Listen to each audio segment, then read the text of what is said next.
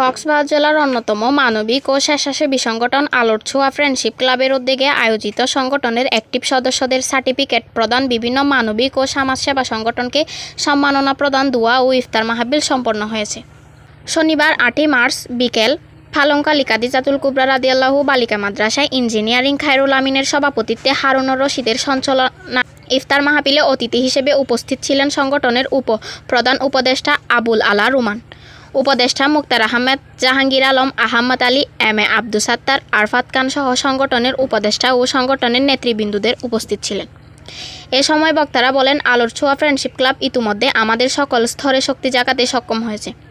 আমরা চাই এ ধরনের সংগঠন প্রতিটি জায়গায় গড়ে উঠুক। সংগঠনের সকল সদস্যকে ধন্যবাদ জানাই। পরে পরিবেশবাদী সংগঠন weather and climate change greenhouse effect shutdown of চেঞ্জ-এ অ্যাক্টিভ সদস্যদের সার্টিফিকেট প্রদান করা হয়। এর মাধ্যমে সংগঠনের ইফতার মাহফিল সম্পন্ন হয়েছে।